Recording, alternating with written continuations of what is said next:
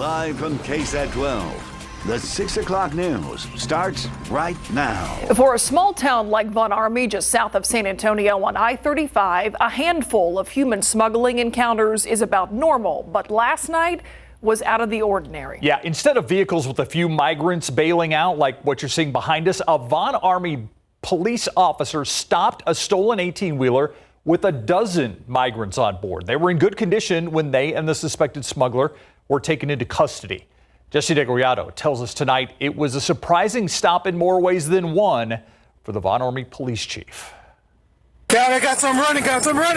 The same Von Army police officer who had a suspect and a handful of immigrants bail out on him on I-35 last December was the same one who ran the license plate on what turned out to be a stolen tanker trailer out of Laredo, heading north on I-35. So I wasn't surprised that he was the one that made the stop.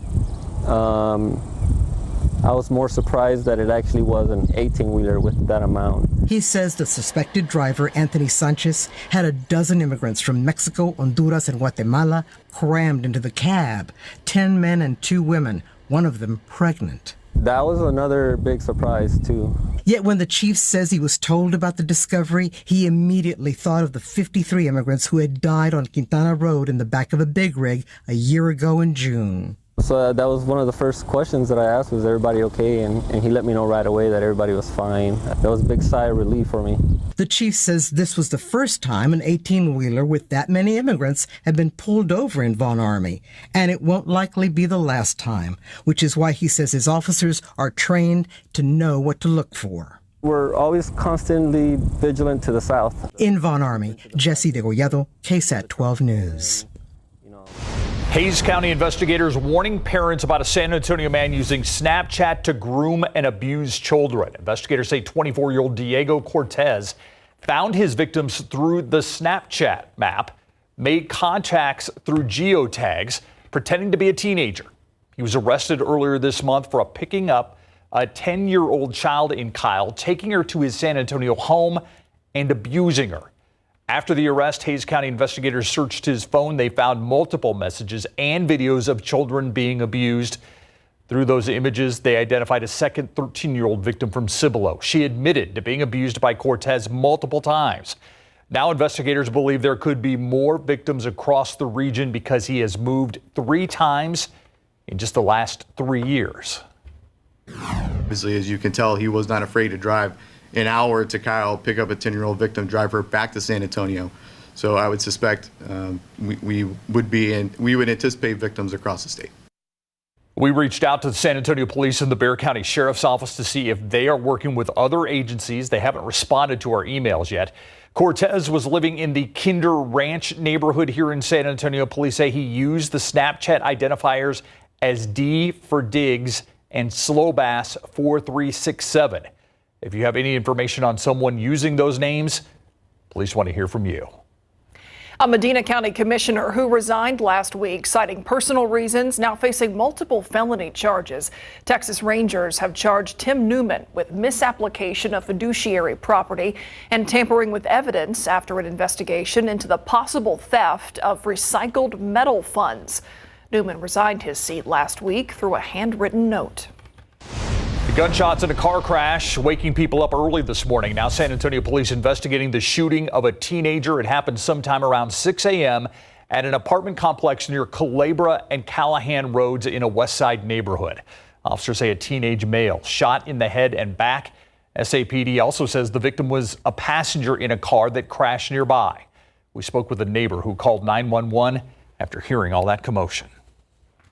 I did hear shots, but I didn't know. I thought it was just a drive-by. Well, I heard the crash, but I heard the scream, and then that's when I came out and I saw just 2 males running. At last check, the teenager was taken to a nearby hospital in critical condition. Right now, no arrests have been made, but according to officers, the suspect was in a brown SUV. A duffel bag with human remains was found on a Southwest Side property today, and now the Bexar County Sheriff's Office is investigating that as a homicide. That bag was found around 10:45 this morning by someone feeding animals on that property. Investigators say that it was not immediately clear from those remains whether the victim was a man or a woman or how long they had been out there in that field. Sheriff Javier Salazar says property owners are out of town, but they are cooperating with that investigation. The sheriff said that his office is getting a search warrant to gather more evidence. Canyon Lake is approaching some historically low water levels. The reservoir currently less than 3/4 full. And as Garrett Berger tells us, we could start to see those levels drop even faster.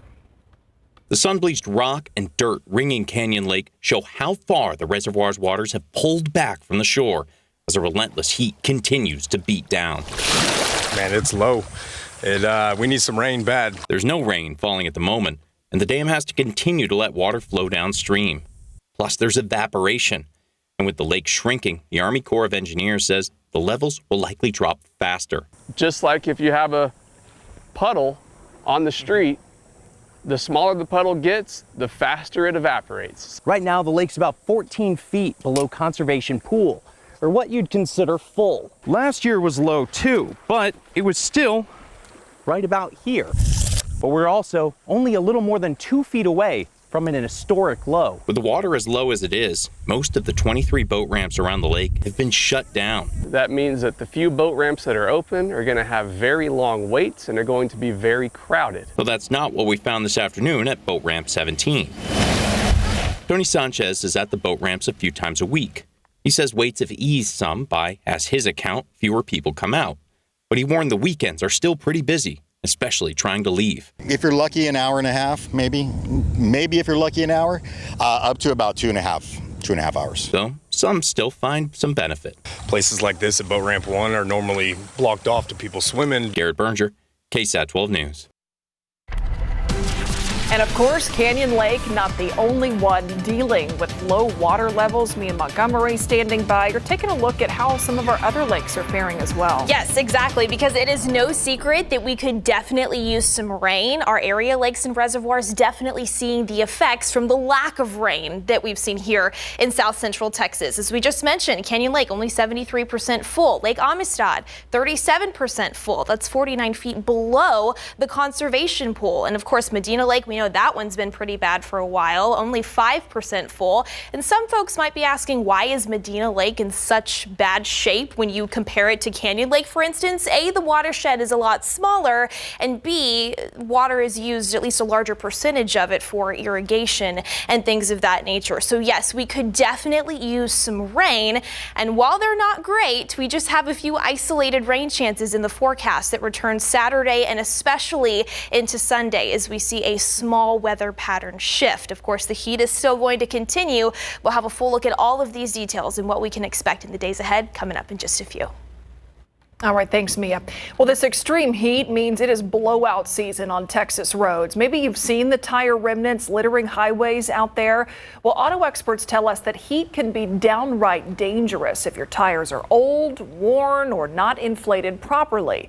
Low tires create more friction and more heat on top of those 160-degree roads.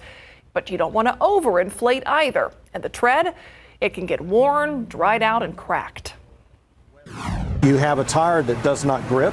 You have a tire that does not have very good traction in wet weather, so it's very dangerous. It also becomes a blowout hazard when that happens.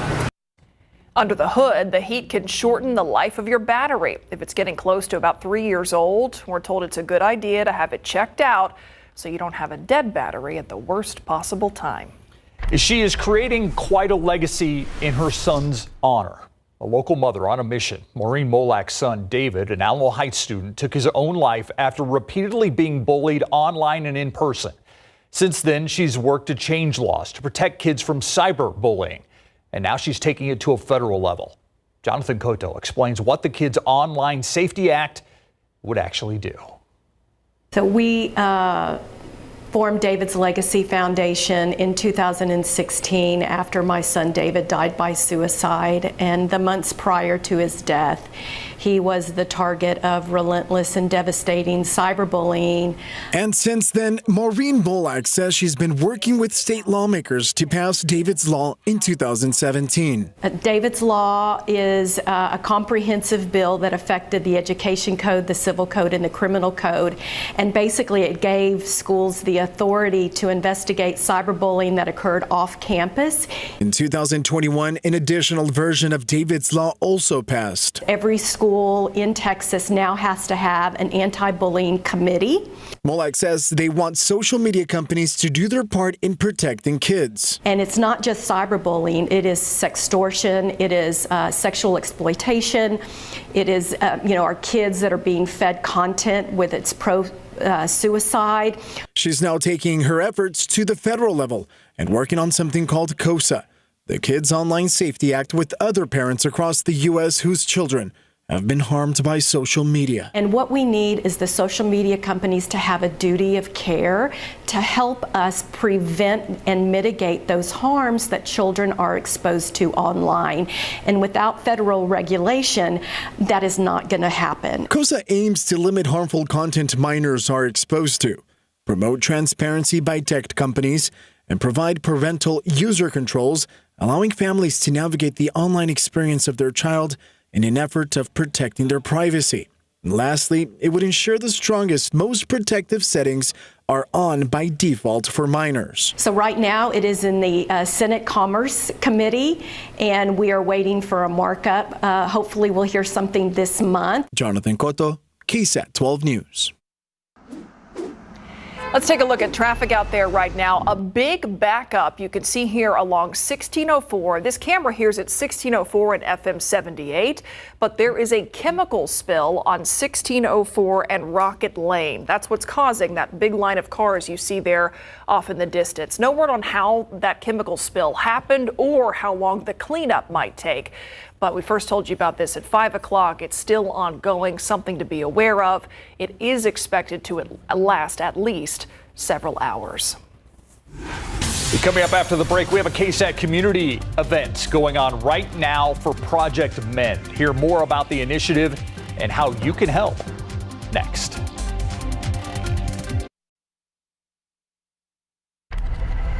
Here's what we're working on for you tonight on the Nightbeat, a new movie dealing with human trafficking. Has people talking, and it's also raising awareness about the issue. We're going to hear what a local educator has done on her own and what the problem really looks like in our community. We're learning more about what happens next to those 12 migrants who were found in a trailer on I-35 near Fisher Road last night. They were actually found in the semi-cab. We're going to hear from 2 migrant advocacy groups answering questions on why this happens and what comes after they're apprehended. She checked everything, all the temperatures, everything was good. The manager of a seafood restaurant telling our Tim Gerber the steps he's taking to get his business back up and running after a fire and a low health score. See the improvements they made behind their kitchen door. Those stories and more tonight on the Nightbeat at 10.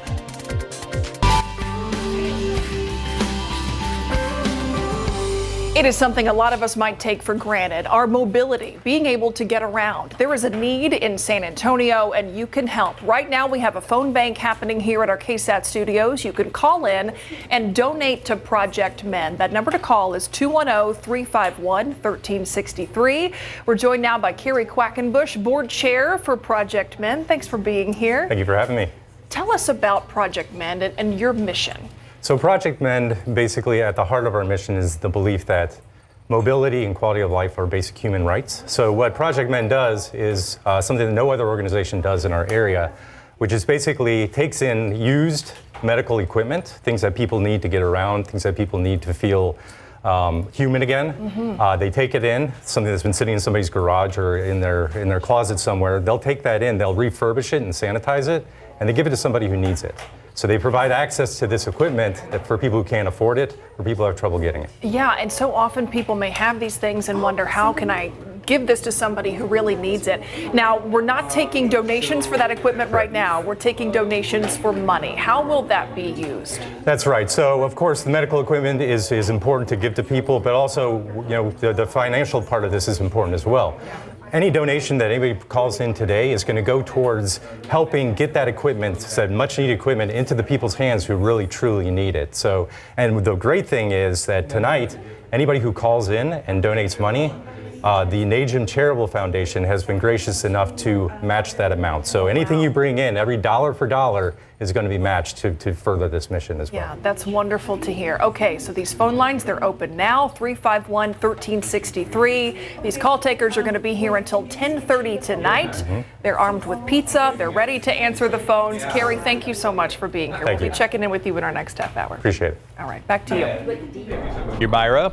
Appreciate Project Men. I like that they're also armed with pizza. So, if they need to warm it up, they can just take it outside and put it on the sidewalk, Mia? Honestly, I think that would probably work right about now. Yeah, it has been, as you probably guessed, to nobody's surprise, another triple-digit day officially here in San Antonio. And of course, it was a muggy start. We officially started off in the upper 70s here in town. We had the morning clouds, very in copy and paste from what we've seen the past several days. But yes, that cloud cover quickly broke up. Saw plenty of sunshine, especially by lunchtime. All of that this afternoon, helping our high temperature climb to about 102. We didn't touch a record. The record was 104 that actually was just set last year, but well above the average of 95. And today actually marks our 13th consecutive triple-digit day that we've seen here in San Antonio on record. That's the fourth highest following last year, 2013, and even 1962, which holds the top spot of 21 consecutive triple-digit days. Of course, those records date back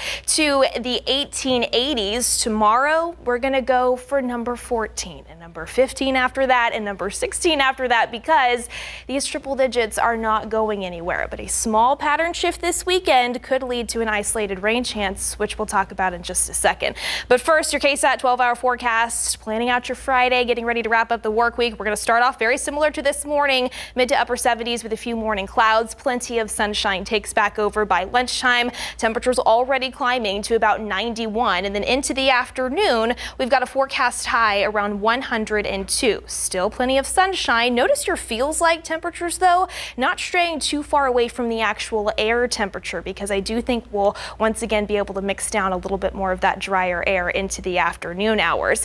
But still, this triple-digit heat continues this weekend and even into the beginning of next week. So still get used to it. Of course, that's all thanks to these high-pressure systems. So definitely driving our weather pattern here across the Lone Star State. Heat advisories, excessive heat warnings still in place for Texas, and even stretching over to our neighbors just off to the east, where the rain and even severe weather is this Thursday evening, riding around the northern edge of those high pressure systems for places like Pittsburgh, stretching over to Cincinnati, even down into the deep south near the Atlanta area and South Carolina. Not expecting anything crazy here in San Antonio over the next 7 days, but that subtle weather pattern shift could lead to that stray to isolated rain chance on Saturday and especially into Sunday evening. And here's that pattern change. You can see by Saturday morning, there's that high pressure system. It moves ever so slightly west and it anchors itself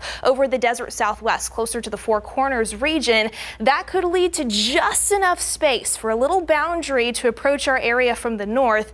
Just a 10% chance for the first half of the weekend, but as we head into your Sunday afternoon and evening, we've got it at about a 20% potential to just find a few isolated showers to a stray storm out there.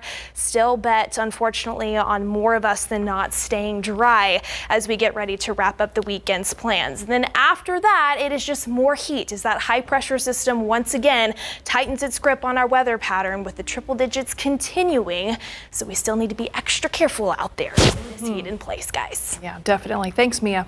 All right, so I know the football program rightly gets a lot of the headlines, but the UTSA athletic department, they're an athletic department on the rise, David Sears. This is a great time to be a fan or even a student or an athlete at UTSA. Yeah, more new facilities for the UTSA sports department. I'll tell you about those and show them to you when we come back. And also SAFC back to work trying to keep momentum alive.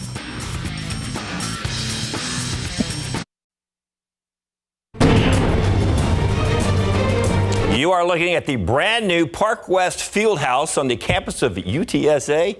This will be the new home for the women's soccer team and the men's and women's track and cross country teams. Taking you inside the locker rooms, training facilities, this is another tool in the recruitment of some of the top student athletes in the country. This is massive. For us to have our own home, for our athletes to be able to come in here and get better every day, our players are absolutely elated. Our staff can't wait to start using this building. It's been 5 years coming for me, and since me going on my 6th year, but to be able to come after the championship that we won last season and being able to propel us into the American, this is a massive day, and we are super excited about it. And this facility is also helping engage the community by hosting the athletic camps and some competitions and also some clinics.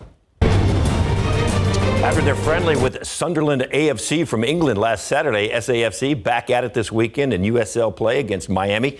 FC has won their last 3 matchups, 2 of those on the road, including their last 4-0 shutout against Memphis.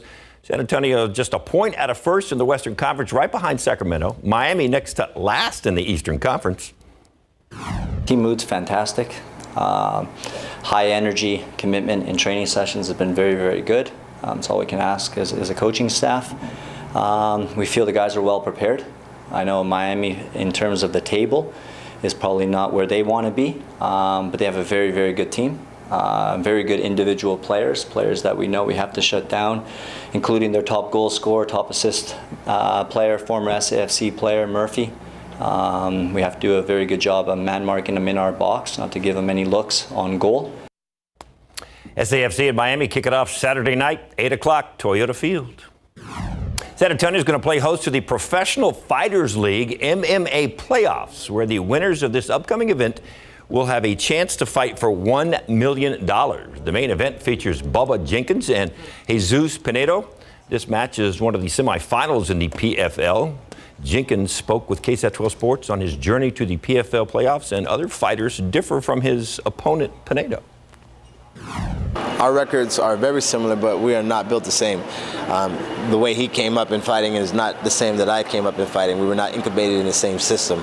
I was born in the dark. I started off as a pro. I never went amateurs, and I never said no. I never took a back seat.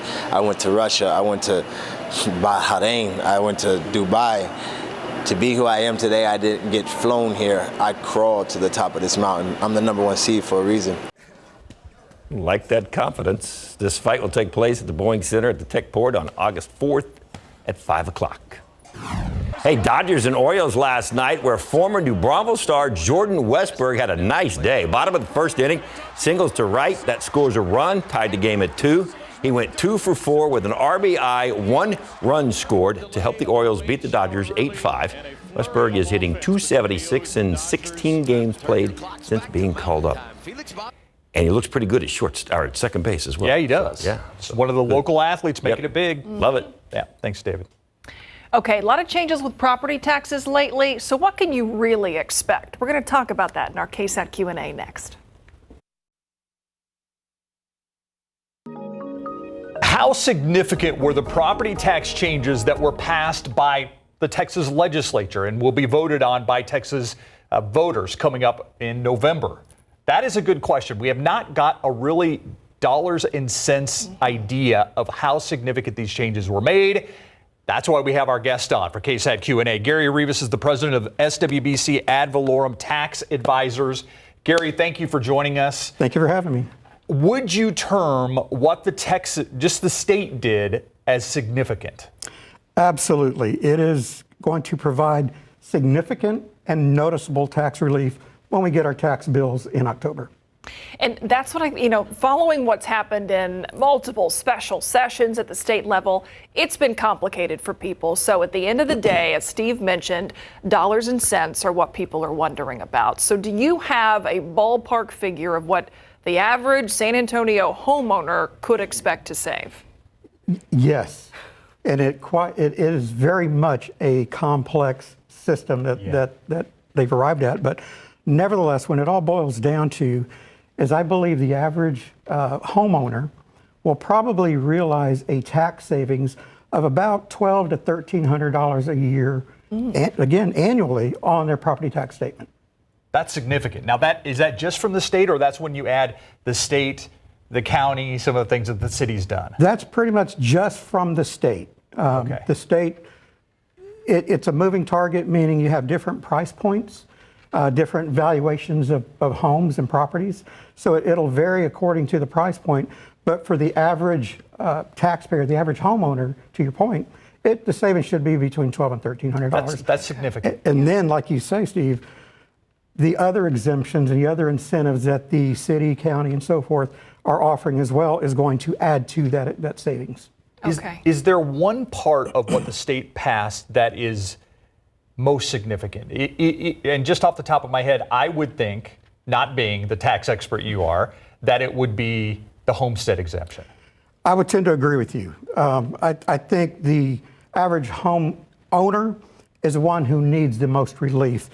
And that $100,000 homestead exemption, which will apply strictly to the school district tax rate, which is the largest share of a person's tax bill, is going to provide the most significant and noticeable tax savings across the board. And again, depending on the price point, it should be about $1,300 a year. And that's something that Texas voters have to sign off on come November. Historically, they have. It will likely pass again, right? So increasing the homestead exemption from $40,000 to $100,000.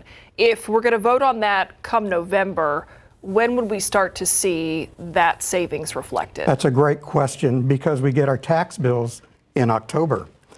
So the Bexar County Tax Assessor Collector, Albert Uresti, has said that he is going to send out provisional property tax statements in October, with the preparation that tax bills will already take into account these measures that have been passed by the House and the Senate, yet to be approved by the governor, but they're going to act as if these bills are going to be passed by the voters in November. Is there one big mistake that people make when it comes to their property taxes? You know, the biggest mistake that I see is people not taking advantage of the homestead exemption or any other exemptions for which they might qualify. And that's a big deal. It's very simple to rectify. A simple call to the appraisal district or a professional like myself can help navigate what it would take to get that corrected. Yeah. So there are homestead exemptions. That's for anyone who owns a home and it's their primary residence. Exactly. Correct? Right. But then there are also exemptions in place for people over 65, veterans. What else exists out there? Your disability exemption, which is very similar to the over 65 exemption, the disabled veterans, disability we talked about.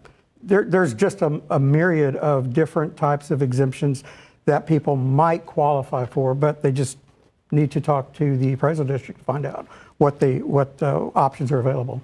Is it your blanket advice for somebody that no matter what their property tax bill is, that they should protest? Absolutely. Filing a protest every year constitutes a reappraisal, whereas the appraisal district is required to reappraise only once every 3 years. So if you appraise every year for those homestead properties, you are automatically limiting the amount of increase that the appraisal district can take on the taxable portion to 10% over any given year. So if you protest every year, you are limiting that increase to a maximum of 10%. Whereas if you wait 2 years and they say that they didn't appraise your neighborhood, then you could realize a 20% increase or more when they get around to it. Mm-hmm. When it comes to protesting your appraisal value or even applying for these exemptions, somebody might think, okay, that sounds like a lot of red tape, a lot of paperwork. What's the reality of what somebody needs to have in order to make those things happen? It's really not a complicated process, especially to file your homestead in over 65. There are tutorials offered by the Bexar Appraisal District online that will navigate you through the process. It's very easy. It's as simple as downloading a form, filling in your ownership, your mailing information, providing a copy of your driver's license, and that's pretty much about it. Or you can actually go to the appraisal district office, or the tax office, I believe, will do it as well, and file it there. All right, Gary, before we let you go, how significant is what the Texas legislature passed for businesses in the state of Texas, especially small businesses. It seemed like they were trying to target. Right. Part of the package is they tried to take care of the property taxpayers, but they set out a little different provision to provide an additional exemption of $2.47 million in gross receipts for small businesses. So it is a franchise tax exemption that many people call them the nuisance tax. But that's going to affect over 60,000 small businesses across Texas. So that's pretty significant. Many of these businesses who have been paying taxes will cease to pay any more of those franchise taxes. Yeah. I bet a lot of people describe a lot of taxes as nuisance taxes. Yes. Gary Rivas with SWBC, thanks for being here. Thank you for having me. You have answered a lot of questions in dollars and cents. We appreciate that. Thank you, Gary. We'll be right back.